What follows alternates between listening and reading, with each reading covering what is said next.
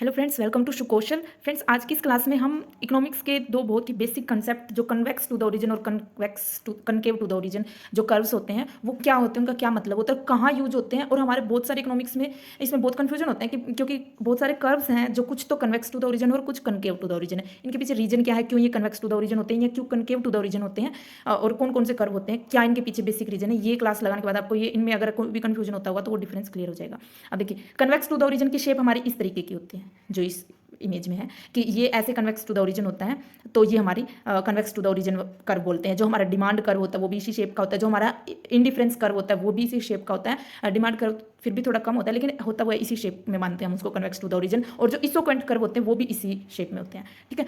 और ऐसे ही concave to the origin की शेप ये होती है। अब देखो इनके पीछे रीजन क्या है। अब कन्वेक्स टू द ओरिजिन जो है हमारे डिमांड कर्व होता है, ये देखो आप, डिमांड कर्व में भी यही शेप होती है convex to the origin. Indifference curve में भी यही शेप होती है और हमारे इसोक्वेंट कर्व जो होते हैं उसमें भी यही शेप होते हैं। अब देखो इनके पीछे रीजन क्या है, क्यों ये शेप होती है। आपने डिमांड कर्व का भी पढ़ा होगा कि why demand curve slopes downward, तो उसके भी तीन उसमें होते हैं कि ये कंडीशंस होती हैं, इनकी वजह से जो है हमारा डिमांड कर्व डाउनवर्ड स्लोपिंग होता है। और इसी रीजन की वजह से इंडिफरेंस कर्व भी हमारा डाउनवर्ड स्लोपिंग होता है। वो क्या होता है, उनमें एक सबसे बेसिक होता है डिमिनिशिंग मार्जिनल यूटिलिटी। आपने डिमिनिशिंग मार्जिनल यूटिलिटी का कंसेप्ट पढ़ा हुआ है कि जो डिमिनिशिंग मार्जिनल यूटिलिटी है, देखो इंडिफरेंस का वो डिमिनिशिंग मार्जिनल यूटिलिटी क्या बताता है कि जैसे जैसे हम किसी एक चीज़ को कंज्यूम करते हैं तो उससे मिलने वाली यूटिलिटी है ना वो हमारी डिक्रीज होती जाती है। अब इसमें डिमांड कर्व में ये चीज़ कैसे काम करती है कि जैसे मान लो हम थोड़ा सा प्राइस कम होने पर भी हम डिमांड बढ़ा देते हैं शुरू में, तो ठीक है, लेकिन जब हमें ये लगने लग जाता है कि अब ये हमें ज़्यादा यूटिलिटी नहीं दे रही, जैसे मान लो आप 100 रुपये किलो सेब थे, जब वो 80 हुए तो आप एकदम से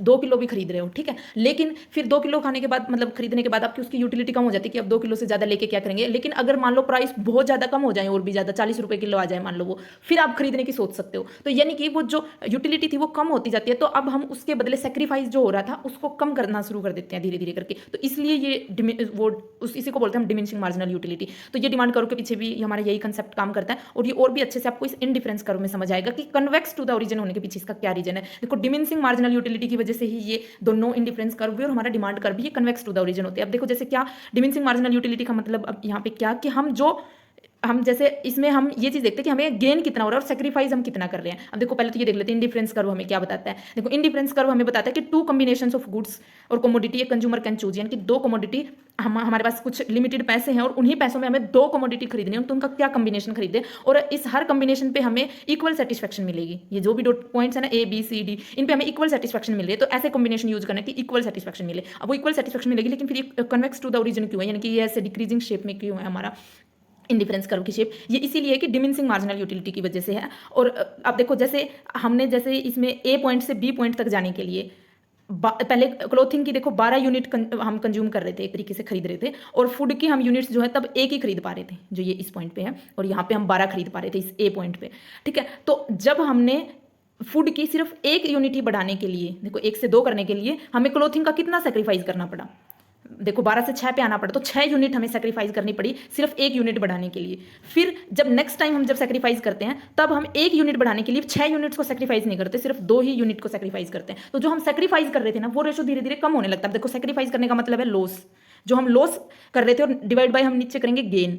अब गेन हमारा क्या है कि सिर्फ एक ही यूनिट फूड की हमने गेन की, उसके लिए हमने पहले तो 6 का लॉस किया, ठीक है। तो ये रेशो था हमारा, फिर 6 और 1 का रेशो था, फिर हमने जो 2 का ही लॉस किया उसके बदले 1 यूनिट और बढ़ाने के लिए। तो अब देखो रेशो कितना डिक्रीज होता जा रहा है, पहले 6 1 का था और अब 2 1 का रह गया, ठीक है। तो ये रेशो डिक्रीज होता जा रहा है, यानी कि मार्जिनल यूटिलिटी डिक्रीज होती जा रही है, उसी वजह से ये हमारी shape convex to the origin आ रही है। तो इसलिए जो इंडिफरेंस कर्व जो है और जो हमारा डिमांड कर्व है, इनकी shape convex to the origin होती है, और इसी को हम कन्वेक्स, क्योंकि डिमिनिशिंग मार्जिनल यूटिलिटी, और डिमिनिशिंग मार्जिनल यूटिलिटी का मतलब है जो लॉस और गेन का जो रेशो है वो डिक्रीज होता जाता है, ठीक है। उनके बीच में जो पहले ज्यादा डिफरेंस था, लॉस ज्यादा था गेन कम था, धीरे धीरे करके लॉस कम होता जाता है और गेन ज्यादा होता जाता है, ठीक है। तो वो इसलिए जो शेप है वो कन्वेक्स टू द ओरिजिन होती है। और यही सेम कंसेप्ट काम करता है हमारा इसोक्वेंट कर्व पे। देखो इसोक्वेंट कर्व और इंडिफरेंस कर्व में क्या डिफरेंस होता है कि जो इसोक्वेंट कर्व है वो प्रोड्यूसर का इक्विलिब्रियम बताता है और इंडिफरेंस कर्व जो है वो कंज्यूमर का इक्विलिब्रियम बताता है। अब जैसे कंज्यूमर एक गिवन अमाउंट ऑफ मनी से दो गुड्स किस कॉम्बिनेशन में खरीद सकता है, ठीक है, दो गुड्स किस कॉम्बिनेशन में खरीद सकता है कि उसको इक्वल सेटिस्फेक्शन मिले।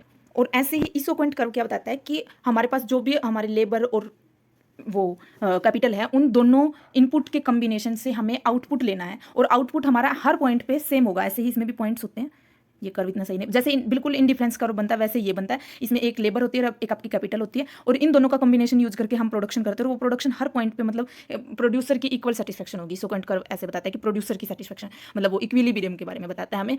तो इनडिफरेंस कर्व यानी कि हमें कंज्यूमर के बारे में बताता है, ऐसे ही इक्विवेलेंट कर्व हमें प्रोड्यूसर के बारे में बताता है कि दो इनपुट्स का यूज करके इक्वल लेवल ऑफ आउटपुट हम कैसे ले सकते हैं ठीक है। तो ये इक्विवेलेंट कर्व बताता है हमें कि इस कॉम्बिनेशन में करेंगे तो भी इतना ही आएगा, इसमें करेंगे तो भी इतना आएगा, इस कॉम्बिनेशन में करेंगे तो भी इतना ही आएगा। और इसमें भी सेम वैसी चीज होती है कि हमें एक फैक्टर को छोड़ने के लिए दूसरे फैक्टर को बढ़ाना, और जब हम जो पहले वाले फैक्टर का सेक्रीफाइस कर रहे हैं वो सेक्रीफाइस शुरू में तो ज़्यादा होता है हमारे गेन के कंपैरिजन में, यानी कि लॉस ज़्यादा होता है, और फिर धीरे धीरे करके वो लॉस कम होता जाता है, गेन ज़्यादा होता जाता है, यानी कि सेक्रीफाइस करते हैं वो कम होता है और हमारा जो गेन होता है वो बढ़ता जाता है। तो इसीलिए ये कन्वेक्स टू द ओरिजिन वाली शेप आ जाती है, ठीक है। तो आपको याद रखना है कि कन्वेक्स टू द ओरिजिन के पीछे क्या काम करता है। इक्विवेलेंट कर्व में तो डिमिनिशिंग मार्जिनल यूटिलिटी काम करती है, वहीं इक्विवेलेंट कर्व में इसके पीछे काम करता है diminishing marginal rate of substitute, क्योंकि हम यहाँ पे सब्सटीट्यूट यूज कर रहे हैं, और ये भी diminishing marginal rate of substitute होता है। सेम वही ऐसे ही मार्जिनल यूटिलिटी जो होती है डिमिनिशिंग मार्जिनल यूटिलिटी, वैसे ही ये मार्जिनल रेट ऑफ सब्सटीट्यूट है। और ये सब्सटीट्यूट धीरे धीरे, यानी कि देखो ये जैसे लेबर के सब्सटीट्यूट को हमें बढ़ाने के लिए मतलब इसको कम करना पड़ेगा ना, ऐसे ही कॉम्बिनेशन, यानी कि सब्सटीट्यूट क्या होता है कि एक की जगह में दूसरे को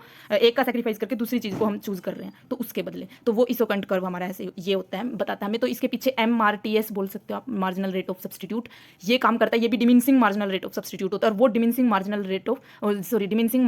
यूटिलिटी होती है इस इनडिफरेंस कर्व में, ठीक है। लेकिन डिमिनिशिंग होती है दोनों ही, और मार्जिनल रेट होता है वही सेम, क्योंकि उसमें सब्सटीट्यूट लिख देते हैं, इसमें यूटिलिटी लिख देते हैं, क्योंकि ये कंज्यूमर का है, बस वो वर्ड का डिफरेंस होता है। लेकिन बात दोनों की सेम है कि पहले लॉस ज़्यादा था, गेन कम था, फिर धीरे धीरे करके लॉस कम होता जाता है, गेन बढ़ता जाता है, और इसलिए ये हमारा कन्वेक्स टू द ओरिजिन होता है। वही सेम पॉइंट हमारा डिमांड में काम करता है कि प्राइस ज़्यादा कम होता है, डिमांड मतलब प्राइस ज़्यादा कम हो जाता है लेकिन डिमांड थोड़ी बढ़ती है, लेकिन धीरे धीरे करके प्राइस कम घटता है लेकिन डिमांड ज़्यादा बढ़ जाती है, ठीक है। तो वही इसीलिए ये कन्वेक्स टू द ओरिजिन होता है। अब बारी आती है कनकेव टू द ओरिजिन की। अब कनकेव टू द ओरिजिन की शेप ऐसी होती है हमारी, तो ऐसी होती है, तो यानी कि शुरू में हमारा लॉस कम होगा, धीरे धीरे करके लॉस बढ़ता जाएगा। अगर किसी ऐसी कंडीशन आती है कोई, तब हमारे कर्व जो है वो कनकेव होंगे। और ऐसा हमारा कौन सा कर्व होता है जो कनकेव टू द ओरिजिन होता है, तो वो हमारा होता है PPC कर्व, यानी कि प्रोडक्शन पॉसिबिलिटी कर्व। देखो ये प्रोडक्शन पॉसिबिलिटी कर्व जो होता है ये हमारा ऐसे होता है। अब ये क्या बताता है प्रोडक्शन पॉसिबिलिटी कर्व, ये हमें ये बताता है कि हमें दो कॉम्बिनेशन ऑफ गुड्स प्रोड्यूस करने हैं। देखो इक्विवेलेंट कर्व भी प्रोड्यूसर के बारे में बता रहा था, PPC कर्व भी प्रोड्यूसर के बारे में बता रहा है, लेकिन इक्विवेलेंट कर्व हमें बता रहा था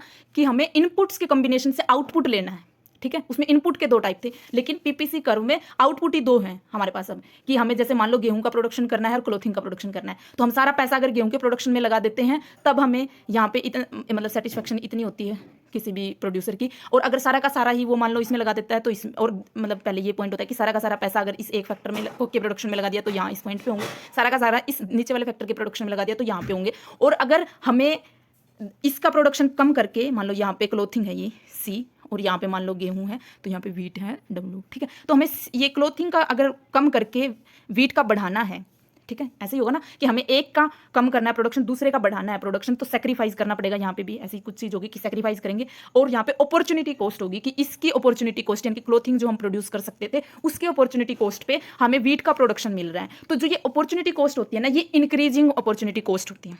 वहाँ पे क्या काम कर रहा था, diminishing marginal rate of substitute या डिमिनिशिंग मार्जिनल यूटिलिटी, लेकिन यहाँ पे क्या काम करता है, increasing opportunity cost, marginal opportunity cost बोलेंगे यहाँ पे भी, इंक्रीजिंग मार्जिनल अपॉर्चुनिटी कॉस्ट, यानी कि यहाँ पे इंक्रीज होती जाती है। इंक्रीज कैसे होती जाती है कि पहले मान लो हमें क्लोथिंग से वीट पे शिफ्ट करना था, तो हमने थोड़े से पैसे क्लोथिंग के बिजनेस से निकाल के वीट के बिजनेस में शिफ्ट कर दिए, ठीक है। तो यहाँ पे तो हमारा अपॉर्चुनिटी का थोड़ा सा ही लॉस हुआ, लेकिन हम जब मान लो क्लोथिंग में हम एक्सपर्ट है, इतने सालों से हम क्लोथिंग का ही प्रोडक्शन कर रहे थे सिर्फ, अब हमें नए बिजनेस में जाना है, हम नए बिजनेस वीट का प्रोडक्शन करना चाह रहे हैं मान लो, तो अब हमें उतनी स्पेशलाइजेशन नहीं है, तो धीरे शुरू में हमने थोड़ी कैपिटल लगाई तो हमें थोड़ा ही लॉस होगा, अपॉर्चुनिटी कॉस्ट थोड़ी होगी हमारी। लेकिन धीरे धीरे करके जब हम हमारे क्लोथिंग के बिजनेस से बिल्कुल ही आउट होते जा रहे हैं, यानी कि उसका पैसा बहुत ज़्यादा निकाल के हम वीट के प्रोडक्शन में लगाते जा रहे हैं जहाँ पे हमारे कोई स्पेशलाइजेशन नहीं है, तो वहाँ हमारी अपॉर्चुनिटी कॉस्ट बढ़ती जाएगी, ठीक है। तो यहाँ पे बढ़ती जा रही है, हमारा लॉस बढ़ता जा रहा है गेन के कंपैरिजन में, ठीक है, उल्टा हो जाएगा। लॉस जो जैसे मान लो पहले